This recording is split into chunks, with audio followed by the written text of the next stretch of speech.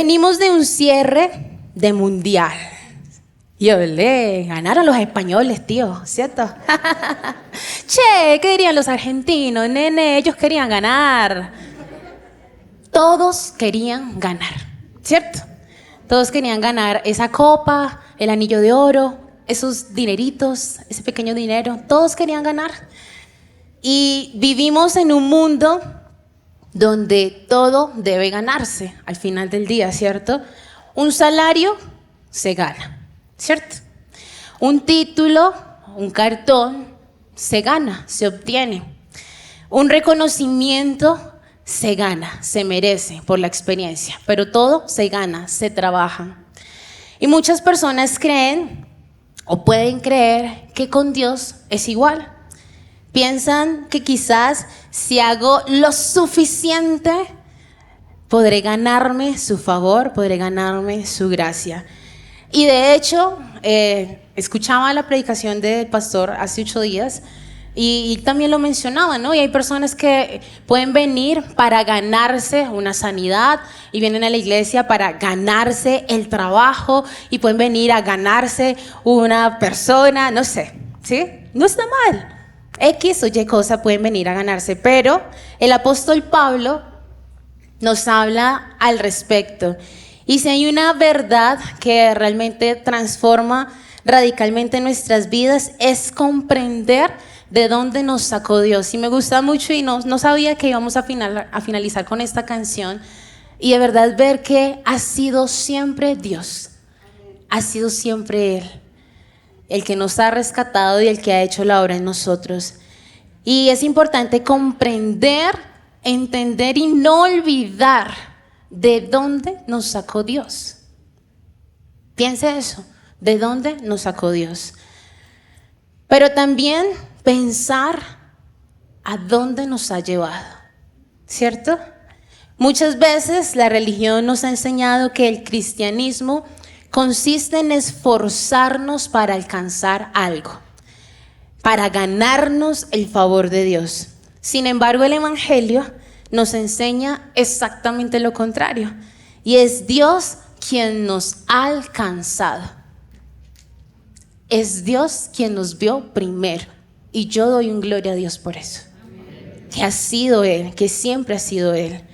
Y hoy abordaremos una vez más, porque la vieron hace 8 días con el pastor Mauro, una carta del apóstol Pablo, y sé que la escudriñaron y escuché la predicación del pastor como unas 3 veces, porque dije, bueno, no quiero hablar de lo mismo, pero Dios sabrá si va a hablar de lo mismo.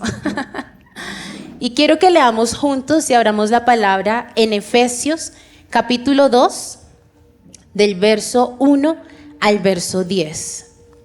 Amén. Y vamos a leerlo. Yo leo el verso 1, ustedes leen el verso que sigue, yo leo el verso 3. Amén. Va a estar ahí en la versión Reina Valera contemporánea y lo vamos a leer para la gloria y honra de nuestro buen Señor. Tiene un título, dice: salvados por su gracia. ¿Lo podemos repetir? Salvados por su gracia. Lo leemos para la gloria y la honra de nuestro Dios. Yo leo el verso 1, ustedes el que siguen. A ustedes Él les dio vida cuando aún estaban muertos en sus delitos y pecados.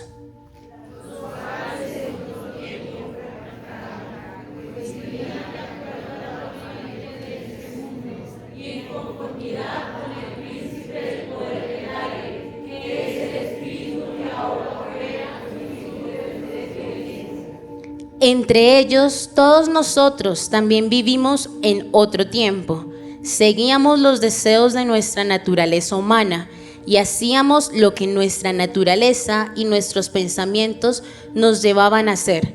Éramos por naturaleza objetos de ira como los demás.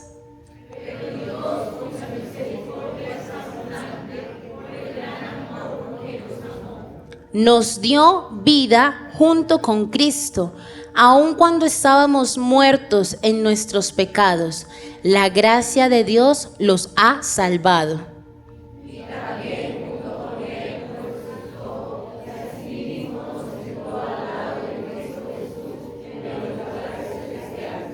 para mostrar en los tiempos venideros las abundantes riquezas de su gracia y su bondad para con nosotros en Cristo Jesús.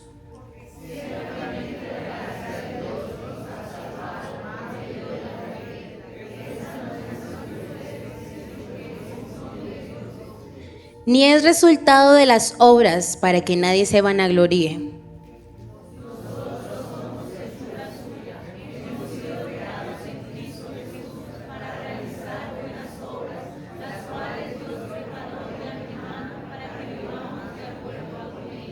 Amén. Cierre ahí sus ojos y dígale al Señor: háblame, Padre.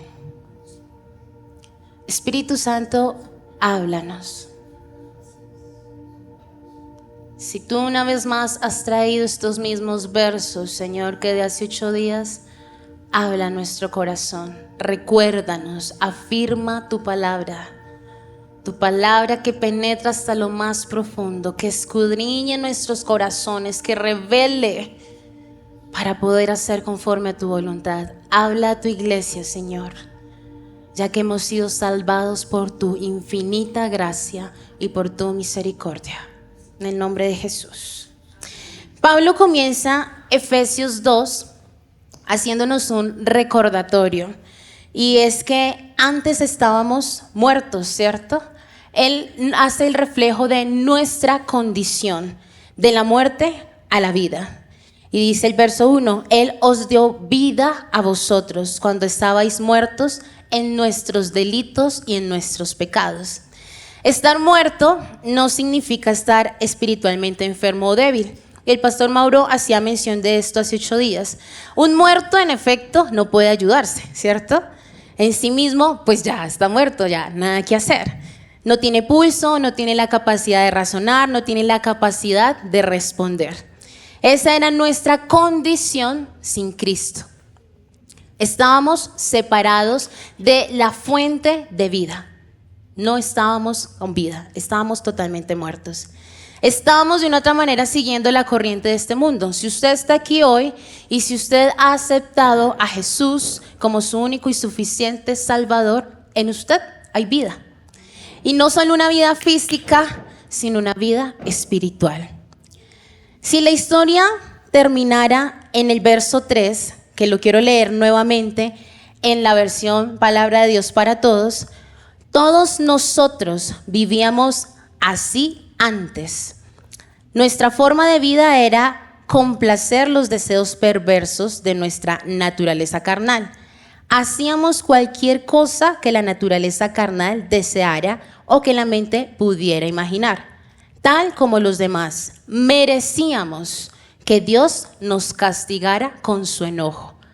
Si nuestra historia, si nuestra vida se hubiese quedado en el verso 3, estaríamos completamente perdidos. Pero bendito sea el Señor, que más adelante, en el verso 4, encontramos 2 de las palabras más esperanzadoras de la Escritura. Y hacía también el pastor Mauro un énfasis en esto, en el pero Dios. Bendito sea el Señor. Bendito sea el Señor que existe ese pero. Bendito sea el Señor que está su misericordia. Y es que el motor de la salvación es esa misericordia y ese amor de Dios. Porque dice la palabra, pero Dios, que es rico ¿en qué? Por su gran amor, ese gran amor nos amó. Antes de ver qué hizo Dios por nosotros, debemos entender por qué lo hizo. Por eso recordemos qué es la misericordia. En la Biblia la misericordia es la compasión y el amor incondicional, el amor eterno de nuestro Padre hacia esta humanidad, hacia nosotros. Y esa misericordia implica 2 grandes verdades. Y es que Dios no nos da el castigo que merecemos. ¿Qué merecíamos? Dios permanece fiel aun cuando nosotros fallamos. Mientras que la misericordia retiene el juicio, porque no merecíamos esta oportunidad, no merecíamos la vida, la gran la gracia del Señor otorga un regalo que de verdad no podríamos ganar. La misericordia nos dice, no recibirás el castigo, porque en realidad era lo que merecíamos, pero nos dice, no merecerás el castigo. Y la gracia que nos dice, no recibirás el castigo, pero además recibirás una nueva vida, un regalo inmerecido. Los versículos 4 al 6 de Efesios contienen el corazón del Evangelio y es donde hoy vamos a estar haciendo énfasis. El pastor hacía énfasis hace 8 días del verso 8 en adelante y quiero que hoy hagamos énfasis en estos versos. En el texto original en griego, el apóstol Pablo escribió este pasaje en una sola oración, pero es una oración llena de pasión y es una oración que afirma el por qué estamos aquí. Porque conecta con 4 verbos que muestran esa soberanía del Señor. Y estos 4 verbos, que vienen siendo 4 movimientos, muestran lo que Dios ha realizado con cada uno de nosotros. ¿Usted cree en Dios? Amén. ¿Usted cree en Dios? Amén. Es decir, que Dios ha hecho esto en su vida y quiero que lo miremos en detalle. Porque el Señor pasa de mirarnos desde nuestra miseria a sentarnos en el trono de su gloria. Y el primer movimiento, el primer verbo en el cual quiero que hagamos énfasis en esta mañana es que Él nos amó. Dígale a la persona que está al lado suyo, Dios te amó. Que esta es la causa origen, es lo primero. Él nos ama. Pero Dios, que es rico en misericordia, por su gran amor, o sea, por lo que es Él, nos amó. Este primer movimiento nos muestra cuál es la motivación. Amarnos. Es su principal motivación. Dios te ama. Dios te ama. Y miren que Pablo no empieza diciendo que nos salvó porque vio algo valioso en mí o en ti, sino que Él nos ama y promete algo con nosotros. Dios es impulsado por la abundancia de su carácter, de su esencia. Es impulsado por su misericordia, es impulsado por su amor. Un amor incondicional. No es un amor reactivo que depende de cómo nos portemos. Porque se imagina si fuese así. Tenaz, ¿cierto? ¿Se imagina si ese amor fuese por lo que usted hizo ayer? ¿Por lo que hizo antes de ayer? ¿Por lo que hizo hace un año? Pero bendito sea el Señor, que es por su gran amor, es por su esencia. Es un amor que tiene una iniciativa propia. Recordemos que dice Juan 3:16, porque de tal manera que pasó, amó. Y no dijo que amó a Luz Daria, amó a Víctor, amó a quién, al mundo. Amó a Israel, amó a Palestina, a Estados Unidos, al mundo. Vemos que en la medida que ese amor fue esa entrega total de entregar a su propio Hijo. El amor de Dios nos alcanzó en nuestro peor momento, porque dice la palabra que estando nosotros muertos en pecado, Dios no esperó a que fuésemos limpios. Dios no esperó a que nosotros le buscáramos primero para llamarnos, sino que Él lo hizo primero. Eso me parece hermoso. Él nos amó primero. Él nos amó y nos limpió. Nos amó, nos escogió. Él nos amó, nos rescató. Él nos vio primero. En serio, iglesia, veamos el valor tan grande del amor del Padre. Y como decía el pastor hace 8 días, a veces lo volvemos todo tan paisaje, tan costumbre, y tenemos en poco lo que Él ha hecho por nosotros. Por eso este primer verbo y la importancia y su principal motivación, primero, nos amó, es el origen. El segundo movimiento o verbo es que Él nos dio vida juntamente con Cristo. Y en este nos dio vida juntamente con Cristo. Hay como un rediseño, una regeneración. Dice el verso 5, aún estando nosotros muertos en pecado, ¿qué dice? Nos dio vida junto con Cristo. Por gracia, el regalo que no merecíamos, por gracia sois salvos. En el idioma griego, Pablo utiliza aquí un prefijo que es sin. Indica compañía, que esto indica unión, o una acción simultánea que es junto con. El siguiente verbo es sopoieo en griego, compuesto de una palabra que pronto muchos conocen que es zoe, que significa vida.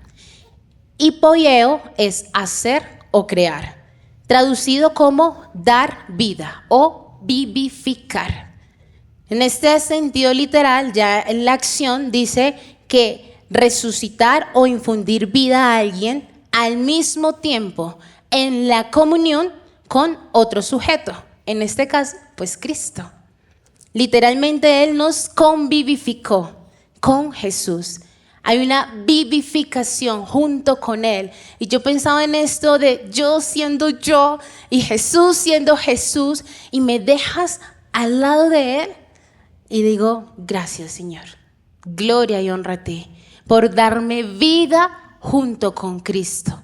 Porque el Señor me está dando un lugar, me está dando su amor y está diciendo, pese a que estabas envuelto en pecado, te dejo al lado, te dejo junto con Jesús. Colosenses 2:13 también habla de esto. Dice, antes ustedes estaban muertos en sus pecados, aún no se habían despojado de su naturaleza pecaminosa, pero ahora Dios les ha dado vida juntamente con Él y les ha perdonado todos sus pecados. ¿Usted está comprendiendo lo que estamos leyendo, iglesia? Lo que ha hecho Dios por usted y por mí. Es decir, que de la muerte espiritual pasamos a un nuevo nacimiento. Y quiero volver a repetir, ¿algunos de los que están aquí creen en Jesús? Amén. ¿Algunos de los que están aquí han aceptado a Jesús como su único y suficiente Salvador? Amén. Un cadáver no necesita un manual de autoayuda, no tendría sentido, ¿cierto? No necesita buenas intenciones. Necesitaría, dado el caso, resucitar. Cuando Jesús, recordemos, en la palabra salió de la tumba, no lo hizo como un individuo aislado, sino como el representante de una nueva humanidad. Él resucitó al tercer día para cumplir la palabra, para cumplir su promesa. Y pensaba en esto en Nicodemo. Nicodemo era un hombre, podríamos decir, moral y religiosamente ético, ¿cierto? Pero ¿qué pasaba con Nicodemo? La religión no era suficiente, porque era necesario que él naciera de nuevo. No puede ver el reino de Dios, o no podría ver el reino de Dios si Nicodemo no nacía de nuevo. Nicodemo necesitaba algo muy importante y era el Espíritu de Dios, que soplase esa vida sobre lo que estaba muerto. Aunque era un hombre que era bajo el margen de la ley, podríamos decirlo así, pero no tenía el Espíritu de Dios. El Señor nos dio vida juntamente con Cristo. El tercer movimiento, o el tercer verbo, es que Él nos resucitó juntamente con Él. Y en ese resucitarnos juntamente con Él, nos da una nueva identidad. Dice el verso 6, y juntamente con Él nos resucitó. Nuevamente aquí Pablo está usando ese prefijo sun, junto con, para formar esta palabra, resucitar juntamente, dar vida. El paso 2 que veíamos es ese despertar interno, pero la resurrección, este paso 3 que es nos resucitó, es un acto público y legal por el cual somos sacados del sepulcro del pecado. Y yo le pregunto, no para que responda, pero ¿cuántos de ustedes son reconocidos como creyentes, como hijos de Dios allá afuera? ¿Cuántos de ustedes son reconocidos como nuevos hijos, nuevas criaturas en medio de su familia? ¿Cuántos de ustedes son reconocidos como luz y sal en medio de su trabajo? No me respondan. Pero recordemos que Él nos resucitó.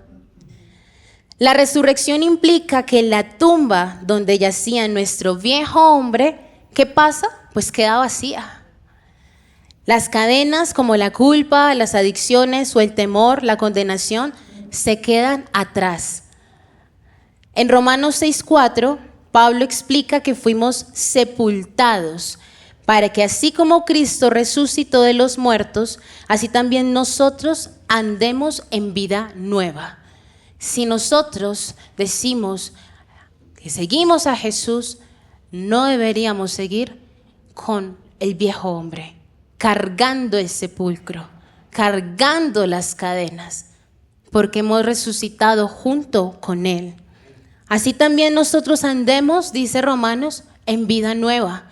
¿Pueden reconocer en usted una nueva criatura? ¿Pueden reconocer en usted una nueva identidad?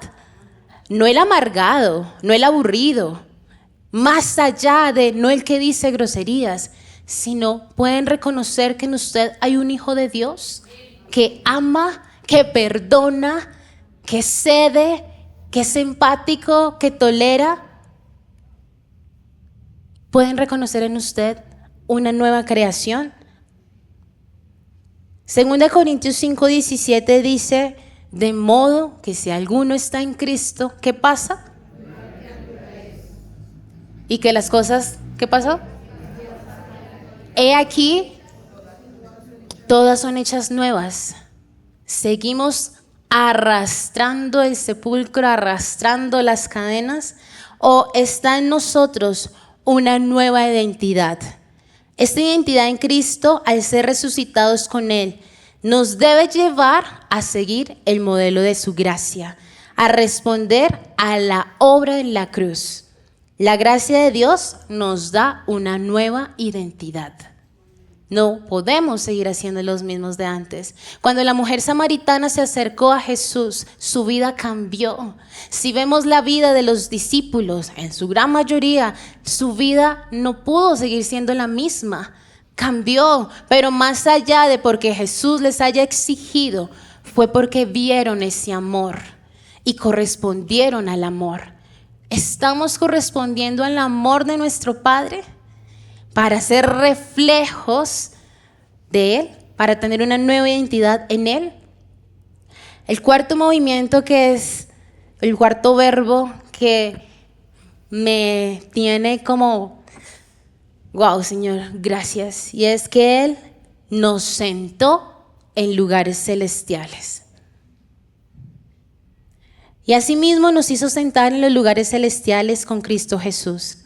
El Señor nos da, al sentarnos junto a Jesús, la posición de autoridad y reposo.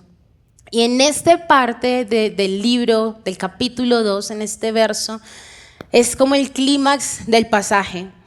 Y uno de los conceptos más deslumbrantes del Nuevo Testamento, Pablo utiliza aquí el término sikantizo, que es sentar juntamente, en griego. ¿Qué implica? Quiero que piense esto. ¿Qué implica estar sentados al lado de Cristo?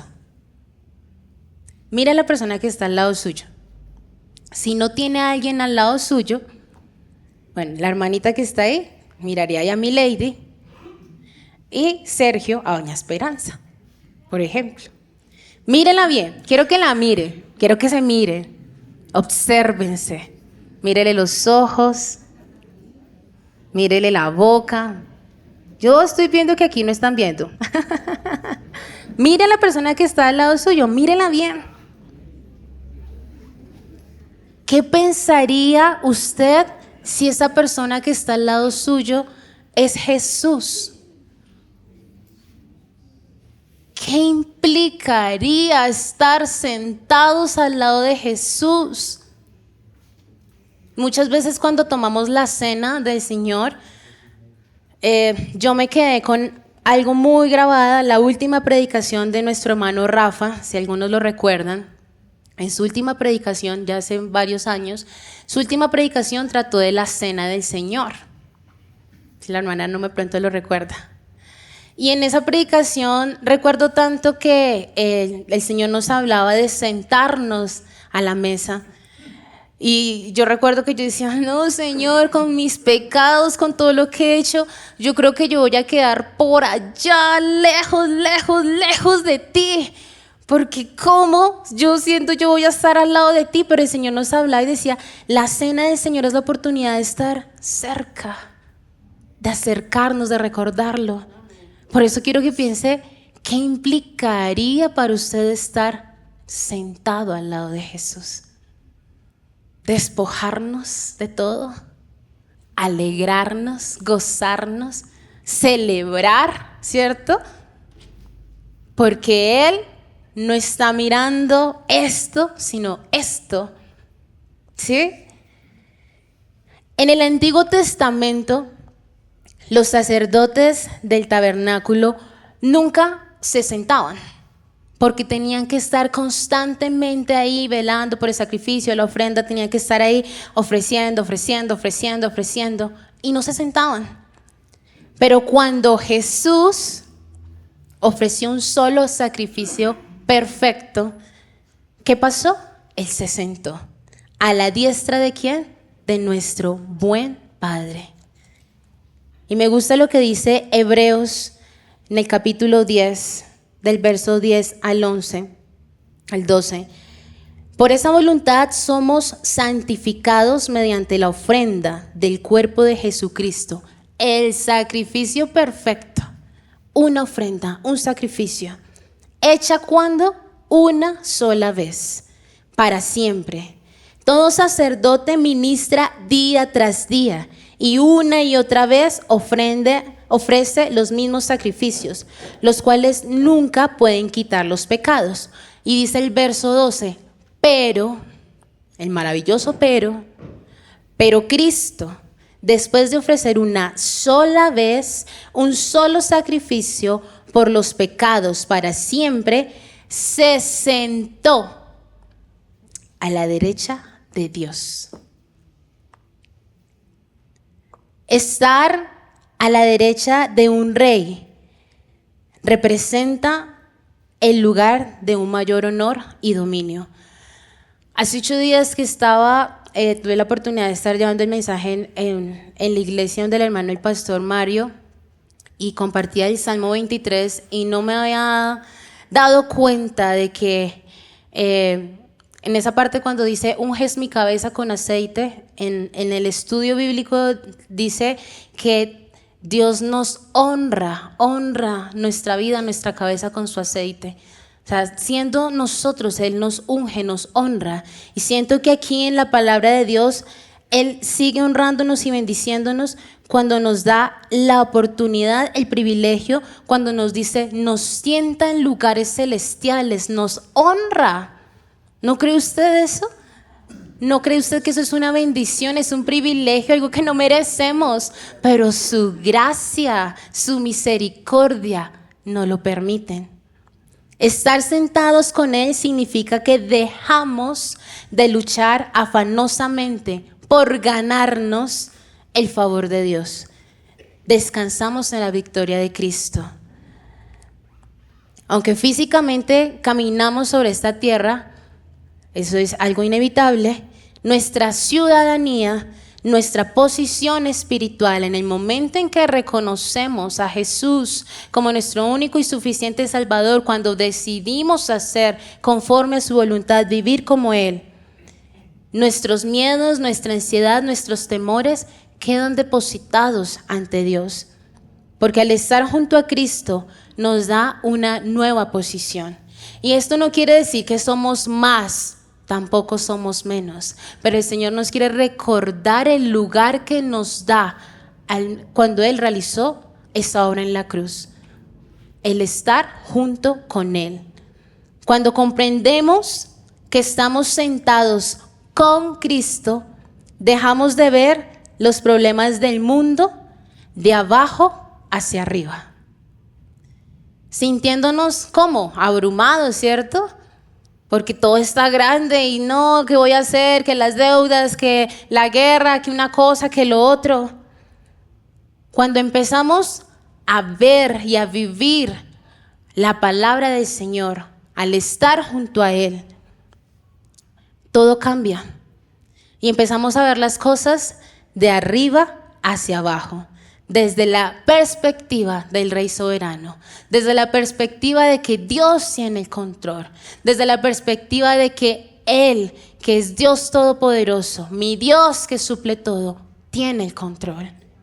Pero cuando interiorizamos, creemos y vivimos que estamos junto con Él, no por nosotros, no por lo que hicimos, solo por Él, solo por Él.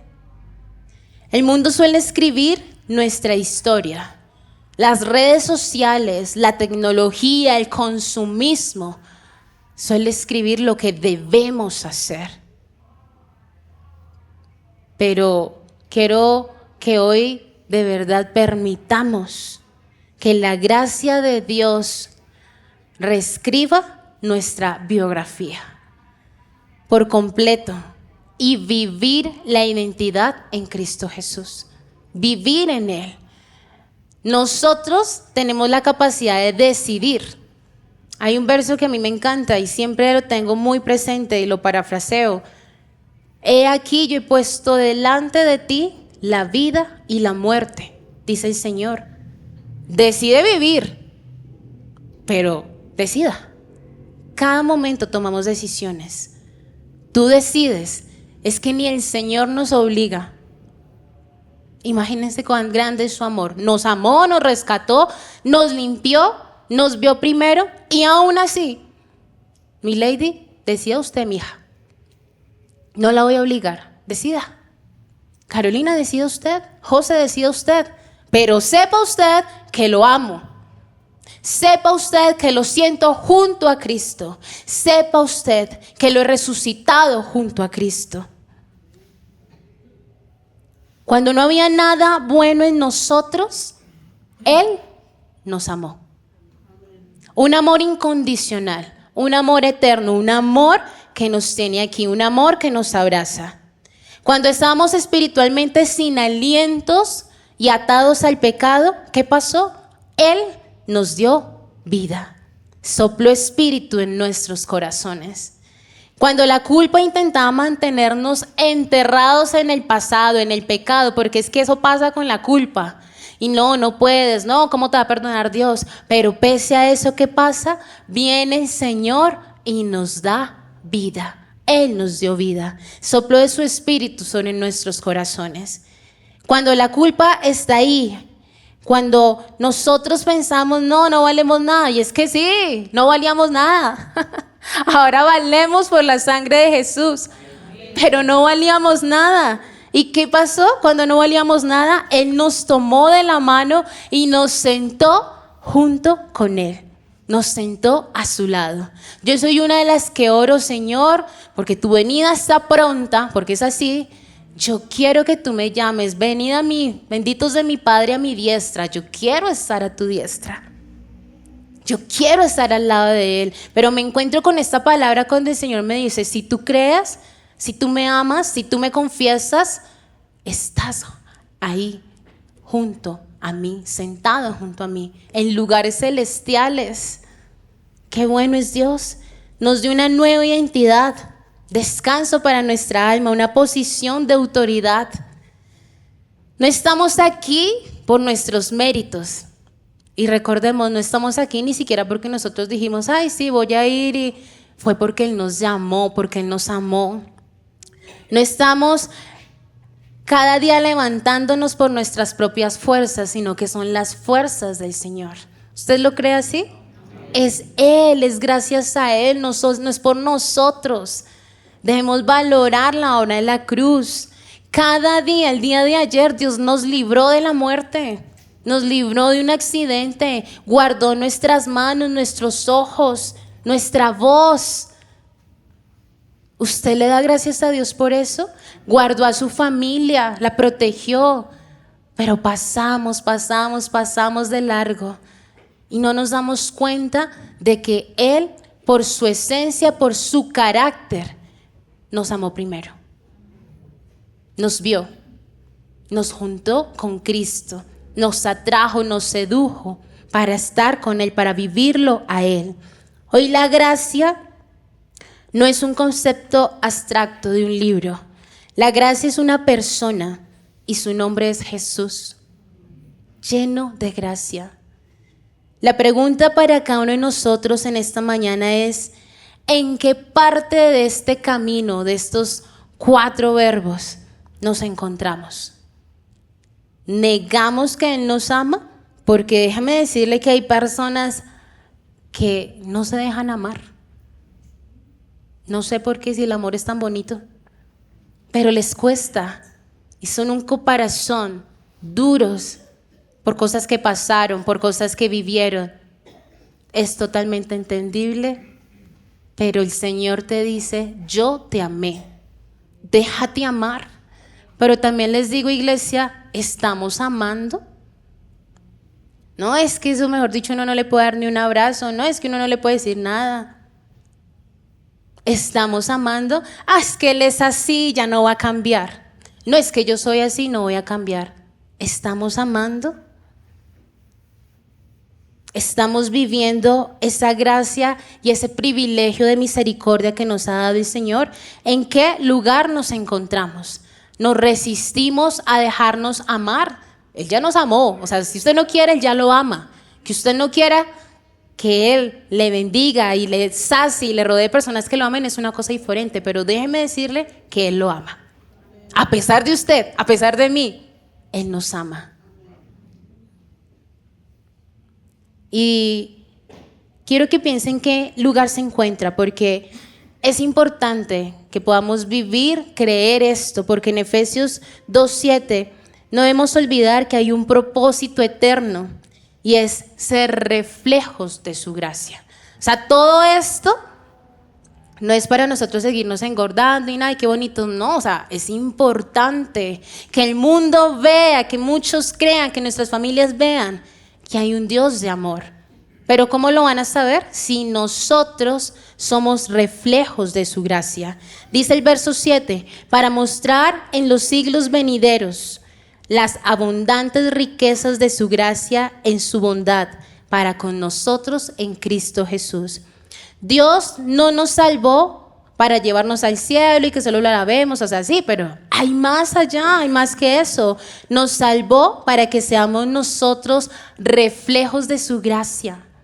Vuelva una vez más a mirar a la persona que está al lado suyo y le va a decir: eres reflejo de la gracia de Dios. Una vez más, díganle. Hasta no ver que todos abren su boca, no, una vez más, díganle.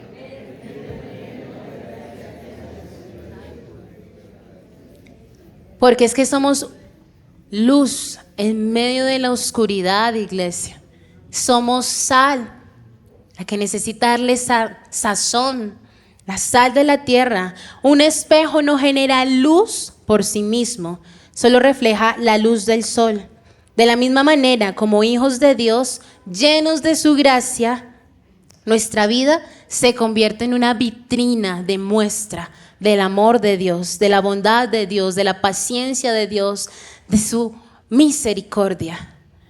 Estamos llamados a ser reflejos del amor de Dios. ¿Y no le ha pasado que usted llega a algún lugar y le dicen, es que usted tiene, o sea, como que usted bueno, a mí me ha pasado, lo siento, pero como que usted tiene un algo, un no sé qué, no sé dónde? ¿No le ha pasado que como que las puertas se abren, como que a usted sí le dan el postrecito de primeras, como que usted lo tienen en cuenta? ¿No le ha pasado? Sí. A mí sí. Y yo digo, es la gracia de Dios. No es que tenga corona, es la gracia de Dios. Y está bien, porque es que la gracia del Señor la debemos reflejar para que el mundo vea, para que el mundo crea que Dios perdona, que Dios rescata, que Dios hace cosas nuevas.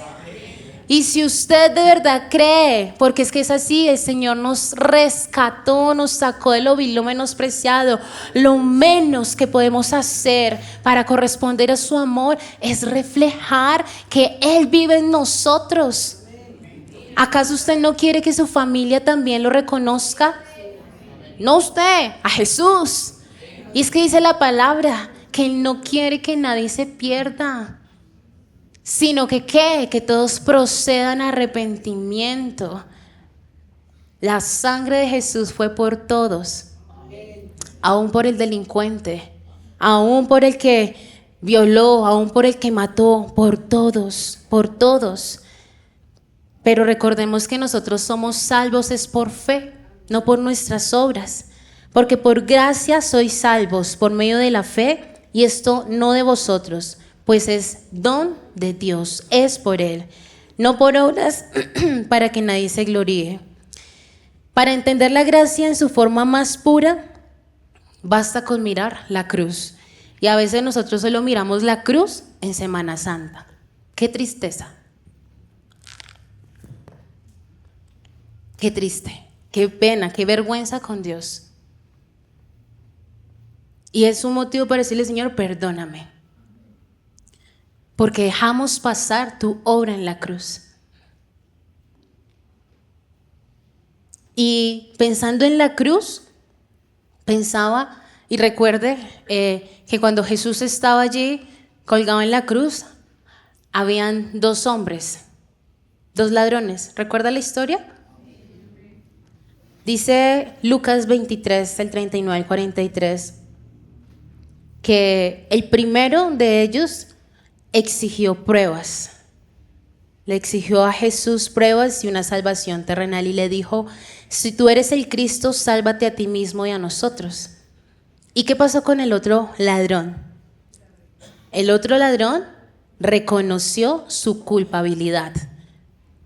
Y no solo reconoció su culpabilidad, sino que también reconoció la santidad de Jesús. Y le dijo, nosotros a la verdad justamente padecemos. O sea, realmente habían robado, habían hecho sus cosas, no dice exactamente qué, decía que eran ladrones, malhechores. Pero dice este hombre, mas este ningún mal hizo. Y le dijo a Jesús, acuérdate de mí cuando vengas a tu reino, cuando estés en el paraíso. Aquel ladrón que dijo eso, que confesó eso, no tuvo tiempo de ir a la iglesia, no tuvo tiempo de bautizarse, no tuvo tiempo de muchas cosas, que no están mal, pero no tuvo el tiempo. ¿Qué fue lo importante que hizo este hombre? Creer,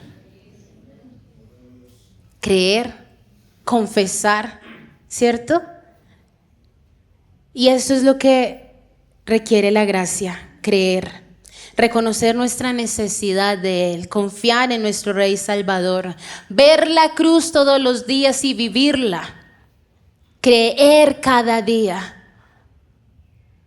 La respuesta de Jesús no fue, ay no, usted, gracias, no fue a la iglesia, no se discipuló, ya es muy tarde.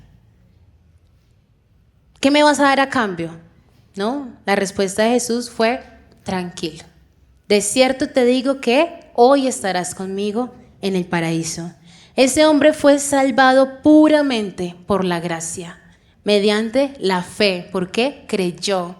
La gracia no es un premio para los que se portan bien, no es por obras, iglesia. Es un regalo inmerecido para los que reconocen su bancarrota espiritual, para los que cada día dicen te necesito. Quiero bastarme de ti, no es suficiente con lo que estoy haciendo aquí, quiero más, necesito más, y no va a ser nunca suficiente con lo que hagamos. Por eso debemos cada día, como dice la palabra, que Él perfeccionará su obra en nosotros, y eso es cada día. El hecho de que usted esté aquí hoy no quiere decir de que todo ya esté terminado. Cada día necesitamos más y más. Por eso la importancia de un devocional, de buscarlo en la intimidad, de buscarlo en lo secreto, porque somos hechura suya, creados en Cristo Jesús para buenas obras, que lo venían hace 8 días con el pastor. Aquí debemos evitar un extremo peligroso, y es pensar que la gracia es una licencia para pecar. Dice el verso 10, somos hechura suya creados en Cristo Jesús para buenas obras, las cuales Dios preparó de antemano para que anduviésemos en ellas. No hacemos buenas obras para ser salvos. Hacemos buenas obras porque fuimos salvos, que somos salvos. Las obras no nos salvan, pero la salvación y la gracia que nos ha otorgado el Señor por su infinita misericordia nos deben llevar a ser siervos de Él, a servir. Las obras no son la raíz de la salvación, son el fruto. Y cuando hablo de servir, de hacer obras, no me refiero netamente aquí. Realmente afuera hay mucho por hacer, en tu casa hay mucho por hacer, en tu empresa hay mucho por hacer. Allí debemos ser reflejos del Señor. Somos la obra maestra de Dios y como decía el pastor Mauricio 8 días, hechura, ese poema, hechura suya. Dios nos creó para su deleite, para su placer y la verdadera gracia no deja a la persona como la encuentra. Como decía la mujer samaritana, su vida no volvió a ser la misma. ¿Tu vida sigue siendo la misma después de que aceptaste a Jesús? No es la misma. ¿Y eso el mundo lo sabe? La verdadera gracia no deja a la persona como estaba, como la encuentra, porque la verdadera gracia nos transforma, cambia nuestro deseo, del deseo desde nuestro corazón. La verdadera gracia nos hace libres, rompe la esclavitud del pecado, lo cantábamos ahorita, quita la culpa, nos hace libres. La verdadera gracia nos enseña y nos corrige. Y bendito sea el Señor que nos corrige, porque se imagina si todo fuese así perfecto, todo. No, la vida es así, ¿cierto? Pero en ese sub y baja está el Señor. Hay caídas, hay fracasos, nos levantamos, caemos, pero el Señor está ahí. Y en esa corrección del Señor nos recuerda cuánto nos ama, porque si Dios te ama, te corrige. Nos instruye a renunciar a la impiedad y a vivir de manera sabia y justa. Y me gusta lo que dice Tito en el capítulo 2 del verso 11 y 12. Dice Tito, pues la gracia de Dios, porque la gracia de Dios no se ha manifestado para salvación de todos los hombres. Y nos enseña que debemos renunciar a la impiedad y a los deseos mundanos y vivir en esta época de manera sobria, justa y piadosa. Leí este mismo verso en otra traducción y me gusta lo que dice, porque dice, Dios ha demostrado cuánto ama a todo el mundo. ¿Cómo lo demostró? Cuando envió a Jesús. ¿Será que lo demostró? De tal manera, Dios ha demostrado cuánto ama a todo el mundo, pues le ha ofrecido la posibilidad de salvarse del castigo que merecen. Ahí entra la misericordia. Ese amor de Dios nos enseña que debemos dejar de hacer el mal y no desear lo malo de este mundo. Y algunos piensan que porque no matan, no roban, están... No. ¿Y el orgullo qué? ¿Dónde queda? ¿Y la soberbia qué? ¿Dónde queda? ¿Sí? A veces tildamos ciertos pecados como lo máximo. ¿Y será que nosotros somos perfectos? Perfectos solo hay uno, que es el Señor. Leyendo Tito 2 del 11 al 12 dice, también nos enseña que en este mundo debemos ser honestos, debemos ser fieles a Dios, honestos y fieles a Dios. Dios no puede ser burlado, a Dios no le podemos mentir. Y pensar bien lo que hacemos. En la otra versión hablaba de la sabiduría, pero aquí es mucho más claro diciéndonos, piense bien lo que está haciendo. Pensemos muy bien lo que estamos haciendo. Pensemos muy bien, porque Dios busca de nosotros honestidad y fidelidad. Jesús es nuestro modelo a seguir. ¿Cuántos lo creen? Puestos los ojos en Jesús, Él no falla. Al recibir su favor, que no merecíamos, el agradecimiento nos impulsa con naturaleza o nos debe impulsar con gozo a caminar con Él, a caminar en Él, a vivir junto con Él. Porque Él ya preparó todo. La pregunta es, ¿queremos vivir lo que Él ya tiene para nosotros? Lo que Él ya ha preparado de antemano, pues somos su obra, somos su poema, somos su creación. ¿Queremos vivirlo? La invitación, iglesia, en esta mañana es que seamos reflejos de su gracia. Que recordemos que es por su amor que estamos con Él, junto con Él, resucitados con Él, sentados con Él. Es por Él, solo por Él. La gracia no solo cambia nuestro destino eterno, sino que también cambia nuestra manera de vivir. Y si realmente somos reflejos del amor de Dios, nuestra vida no puede seguir siendo la misma. Y por eso es importante que a la luz de la palabra usted revise las áreas de su vida, revisémonos. Como dice el salmista, examíname, oh Dios, examíname y ve qué hay en mi corazón. Mira si en mí hay caminos de perversidad. Y le dice el salmista, y guíame. Guíame por el camino eterno. Esa debe ser nuestra oración, Señor. Examíname, escárpame, limpia, quita. Porque mi deseo es caminar conforme a tu voluntad. Mi deseo es caminar contigo. Quien ha sido salvo por gracia se convierte en un reflejo vivo de la gracia de Cristo. Y recuerde, si usted le dicen, es que tú tienes un no sé qué, no sé dónde, no se les crea de mucho. Es Cristo, que le está abriendo la puerta para que muestre su amor, para que predique su palabra, para que digan, sí, ese no sé qué, no sé dónde tiene un nombre y es la gracia del Señor. Es su obra en mí. Es su amor en mí, es porque Él me vio primero, es porque Él me juntó con Cristo. La iglesia no existe para mostrar lo bueno que somos, existe para mostrar cuán bueno es Dios. Su gracia debe verse en nosotros cuando perdonamos. Su gracia debe verse en nosotros cuando servimos. Su gracia debe verse en nosotros cuando hablamos. Su gracia debe verse en nosotros en la medida en que nosotros amamos.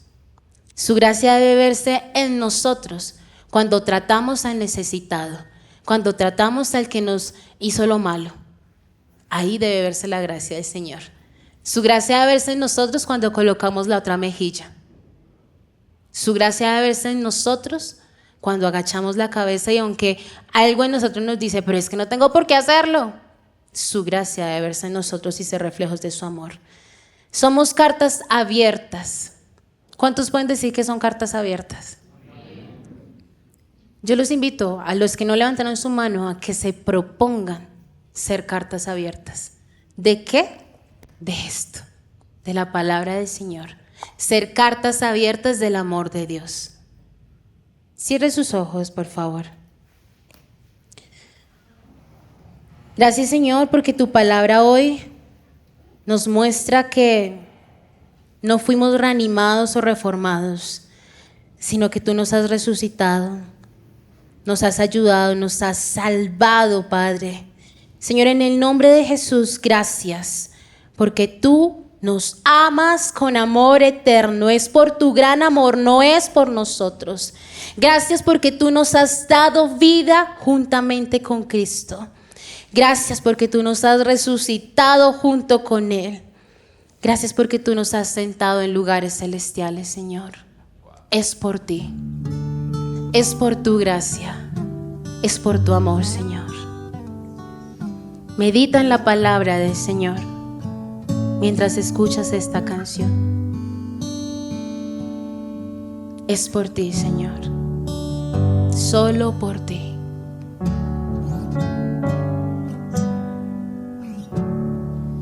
Cuando nadie me ve en la intimidad, donde no puedo hablar más que la verdad, donde no hay apariencia,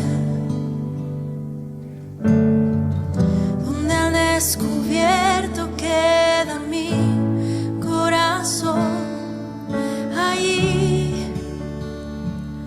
soy sincero. Ahí mi apariencia de piedad se va. Ahí es tu gracia lo que cuenta, tu perdón lo que sustenta para estar de pie. Y no podría dar la cara si no fuera porque estoy revestido de la gracia y la justicia del Señor. Si me vieran tal cual soy, se enterarían que es Jesús. Lo que han visto reflejado en mí tan solo fue su luz. Y es por tu gracia, Es por ti, Señor, y tu perdón, solo por ti. que podemos ser llamados instrumentos de tu amor. Es por tu gracia y tu perdón. Mi justicia queda lejos de tu perfección. Y no podría dar la cara si no fuera porque estoy revestido de la gracia y la justicia del Señor. Si me vieran tal cual soy, se enterarían que es Jesús. Lo que han visto reflejado en mí tan solo fue su luz. Es por tu gracia y tu perdón, Solo por ti, Señor. que podemos ser llamados instrumentos de tu amor. Es por tu gracia y tu perdón. Mi justicia queda lejos de tu perfección. Señor, ayúdanos a ser reflejos de tu amor.